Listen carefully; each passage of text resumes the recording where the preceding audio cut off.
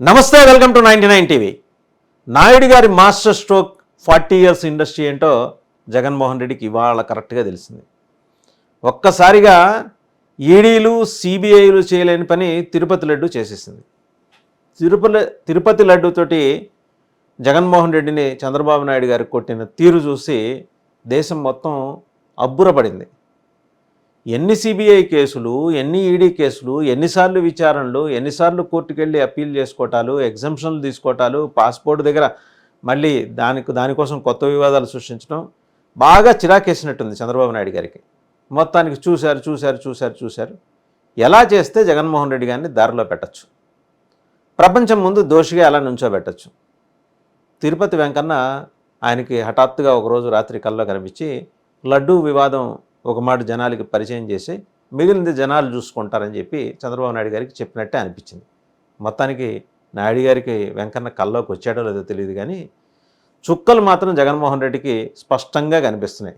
తిరుపతి లడ్డు వివాదంలో టెక్నికాలిటీస్ అన్నీ పక్కన పెడితే, ఒకవేళ జగన్మోహన్ రెడ్డి గారు చెప్పిన దాంట్లో నిజం ఉందని అనిపించినా కూడా ఆయన తాటి చెట్టు కింద నుంచొని మంచినీళ్లు తాగుతున్న పరిస్థితి కాబట్టి ఎవరూ నమ్మరు, కాబట్టి ఆయన మంచినీళ్లు తాగినా కల్లే తాగుతారని అందరూ అనుకుంటారు. కాబట్టి ఇవాళ జగన్మోహన్ రెడ్డి గారు నిజం చెప్పినా నమ్మే పరిస్థితి లేదు. ఒకవేళ ఆయన చెప్పుకుంటూ వచ్చారు నిన్న ప్రెస్ మీట్లో ఏమని, 19 సార్లు మేము రిజెక్ట్ చేసి పంపించాం, చంద్రబాబు నాయుడు గారి హయాంలో 14 నుంచి 15 సార్లు వెనక్కి పంపించారు, నెయ్యిని క్వాలిటీ బాగాలేదని మేము 19 సార్లు పంపించామని. ఇంత చెప్పినా కూడా జనం నమ్మే పరిస్థితి లేదు. ఇది చంద్రబాబు నాయుడు గారి స్పష్టమైన రాజకీయం. ఆయన తిరుమల వెంకన్న దగ్గర ఆయన మొదట వచ్చిన రోజు ఏమన్నారో గుర్తుపెట్టుకోవాలి, అందరం కూడా ఒకసారి గుర్తు చేసుకోవాలి. ప్రక్షాళన తిరుమలతో మొదలెడతాన్ అన్నారు ఆయన. అలాగే మొదలెట్టారు. గురి నేరుగా వెళ్ళి వైసీపీ చీఫ్ జగన్మోహన్ రెడ్డి గారికి తగిలింది. ఆయన పెట్టిన గురి అలాంటిది. 40 ఇయర్స్ ఇండస్ట్రీ అని గేలి చేసిన వాళ్ళందరికీ కడుపు నిండా పెట్టి మరీ సమాధానం ఇచ్చారు చంద్రబాబు నాయుడు గారు. ఇవాళ ఎలా కడుక్కుందామని చూసినా అది అంత తొందరగా వదిలిపోయే బురద కాదు జగన్మోహన్ రెడ్డి గారికి. ఆయన క్రైస్తవ మత ప్రతినిధిగా రాష్ట్రాన్ని పరిపాలించారు, కానీ రాష్ట్రంలో ఉన్న ప్రజలందరినీ ముఖ్యమంత్రి స్థాయిలో తన బిడ్డలుగా చూడలేదు, వివక్ష ప్రదర్శించారు. వివక్షతోటి క్రైస్తవ ధర్మాన్ని భుజాన వేసుకొని హిందూ ధర్మాన్ని తొక్కేసే ప్రయత్నం జరిగారనే ఒక నింద అయితే చాలా రోజులుగా వస్తూ కనిపిస్తోంది మనకి. ఇవాళ అది నింద కాదు, నిజం అని చెప్పే ప్రయత్నం చంద్రబాబు నాయుడు గారి ప్రభుత్వం చేసింది. ఇది ఎన్డీఏ ప్రభుత్వం అనే కన్నా కూడా చంద్రబాబు నాయుడు గారి ప్రభుత్వం అనే చెప్పాలి. బెత్తరపోయింది, ఈవెన్ బీజేపీ బెత్తరపోయింది. చంద్రబాబు నాయుడు గారి స్ట్రోక్, మాస్టర్ స్ట్రోక్ ఎలా ఉందండి.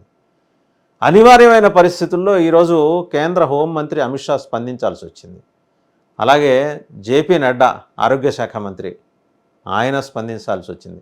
ఖచ్చితంగా ల్యాబ్ రిపోర్ట్స్ అన్ని వెరిఫై చేస్తాం అని చెప్పి ఓపెన్గా ఆయన స్టేట్మెంట్ ఇచ్చారు. ఓపెన్గా ఆయన స్టేట్మెంట్ ఇచ్చేలా చంద్రబాబు నాయుడు చేశారు. కేంద్రాన్ని నెమ్మదిగా లాగారు. ఎల్లవేళలా మీరు మాత్రమే హిందూ ధర్మ పరిరక్షకులు కాదు, మేమే అసలైన హిందూ ధర్మ పరిరక్షకులం అని చెప్పే ప్రయత్నాన్ని చంద్రబాబు నాయుడు గారు చాలా సటిల్గా చేసుకుంటూ వచ్చారు. అండ్ గ్రాండ్ సక్సెస్, ఇందులో ఎలాంటి సందేహం కూడా లేదు. చంద్రబాబు నాయుడు గారు ఈ ప్రయోగంలో అద్భుతంగా సక్సెస్ అయ్యారు. జగన్మోహన్ రెడ్డి చేతకానితనం వల్ల ఆయన్ని 52 రోజులు జైల్లో ఉంచి మామూలుగా ఫిజికల్గా ఆయన చాలా ఇబ్బందులు పడేలా చేశారు. కానీ అసలు నాయుడు గారు ఇచ్చిన స్ట్రోక్ తోటి జగన్మోహన్ రెడ్డి బయట ఉన్నా జైల్లో ఉన్నటువంటి పరిస్థితి ఈరోజు కల్పించారు.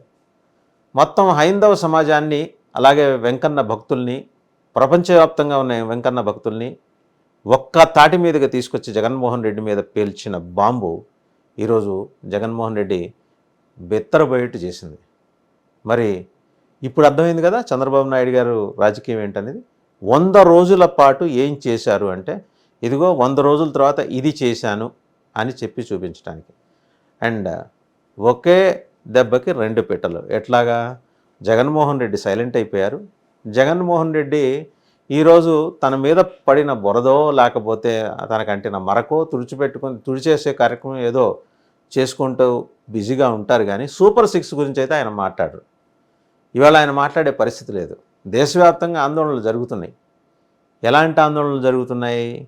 ఒక పక్క జగన్మోహన్ రెడ్డి ఫోటోలు తగలబెట్టడం, ఆయన ఇమేజెస్ ఉన్న పేపర్లు, న్యూస్ పేపర్లు తగలబెట్టడం ఇవంతా జరుగుతున్నాయి. మరోపక్క లడ్డూ నాణ్యత విషయంలో చంద్రబాబు నాయుడు గారు చేసిన యానిమల్ ఫ్యాట్ అనే అంశం చాలా బలంగా తాకింది. ఈరోజు అన్ని పార్టీలు, మరోపక్క జనసేన భాగస్వామ్య పక్షం జనసేన హిందూ ధర్మ సనాతన ధర్మ పరిరక్షణ కోసం ఒక వ్యవస్థ కేంద్ర స్థాయిలో ఏర్పాటు చేయాలని ఆయన ఒక డిమాండ్ చేశారు పవన్ కళ్యాణ్. సో మల్టిపుల్ వేస్లో చంద్రబాబు నాయుడు గారు సపోర్ట్ గ్యాదర్ చేస్తున్నారు.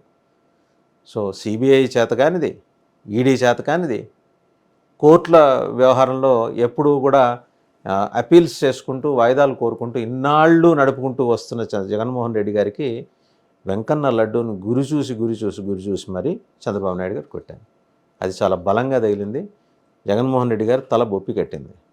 నిజంగా జరిగిందా లేదా అనేది విచారణలో తేలుతుంది.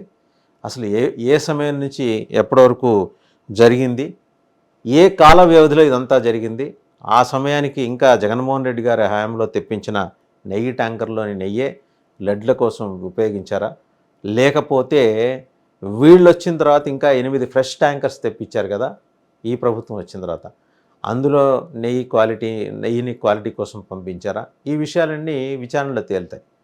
ఆల్రెడీ ఐడెంటిఫై చేశామని తిరుపతి దేవస్థానాల ఈవో శ్యామలరావు గారు చెప్పారు. కాకపోతే ఏంటంటే ఇక్కడ రివర్స్ ఇంజనీరింగ్ జరిగింది. ఇక్కడ కూడా బహుశా ఈ విషయంలో జగన్మోహన్ రెడ్డి గారిని ఆదర్శంగా తీసుకుని చంద్రబాబు నాయుడు గారు ముందుకెళ్లారేమో. రివర్స్ ఇంజనీరింగ్ అనేది జగన్మోహన్ రెడ్డి ఫార్ములా, అదే ఫార్ములా చూశారు. ముందు తెలుగుదేశం పార్టీ అధికార ప్రతినిధి వెంకట రమణారెడ్డి గారు ఈ రిపోర్ట్స్ బయటికి తీసుకొచ్చారు. National dairy development board reports బయటికి తీసుకొచ్చారు. ఆ తర్వాత ముఖ్యమంత్రి చంద్రబాబు గారు తిరుపతి లడ్డూలే యానిమల్ ఫ్యాట్ అంటూ వ్యాఖ్య చేశారు. ఆ తర్వాత చివరిలో తిరుపతి దేవస్థానాల ఈవో ఎగ్జిక్యూటివ్ ఆఫీసర్ శ్యామలరావు గారు ఆయన మొత్తం వివరాలతో మీడియా ముందుకు వచ్చారు. జరగాల్సింది ఎలాగా, ముందర తిరుపతి దేవస్థానాలు ఈవో టీటీడీ ఈవో చెప్పాలి, తర్వాత పార్టీ స్పందించాలి, పార్టీ తర్వాత మరి అప్పుడు ప్రభుత్వం నుంచి ముఖ్యమంత్రి స్పందించాలి. కానీ అదర్వే అరౌండ్ జరిగింది. తెలుగుదేశం పార్టీ కోరిన రిపోర్టా, ప్రభుత్వం తెప్పించిన రిపోర్టో అర్థం కావట్లేదు. దాని మీద కొంత ప్రభుత్వం క్లారిటీ ఇవ్వాలి కూడా. ఈ టెక్నికాలిటీస్నే రేపొద్దున వైసీపీ ప్రశ్నించబోతోంది. అయితే ఎంత ప్రశ్నించినా సరే వాళ్ళిద్దరు మాజీ చైర్మన్లు ఇద్దరు మేము ఏ విచారణకైనా సిద్ధమే, ప్రమాణాలు కూడా చేస్తున్నాం అంటున్నారు. సరే, మళ్ళీ కరుణాకర్ రెడ్డి గారి వ్యవహారం మీద ఇంకో వేరే, అసలు ఆయన హిందువే కాదు, ఆయన వచ్చి ప్రమాణం చేయటం ఏంటి, ఆయనకు ఆ పదవి ఇవ్వటమే కాదు, సోషల్ మీడియాలో కరెక్ట్ కాదని సోషల్ మీడియాలో ఆయన మీద చాలా ట్రోల్స్ నడుస్తున్నాయి. ఓవరాల్గా ఏంటంటే ఈ ఎపిసోడ్లో విన్నర్ చంద్రబాబు నాయుడు గారు. జగన్మోహన్ రెడ్డి గారికి సినిమా ఏ రేంజ్లో చూపించాలో ఆ రేంజ్లో చూపించారు. మొత్తానికి ఏంటంటే ఒక 10-15 ఏళ్ల పాటు జగన్మోహన్ రెడ్డి గారికి కళ్ళు బైర్లు కమ్మి మైండ్ కంప్లీట్గా బ్లాంక్ అయ్యే పరిస్థితి అయితే చంద్రబాబు నాయుడు గారు తీసుకొచ్చారు.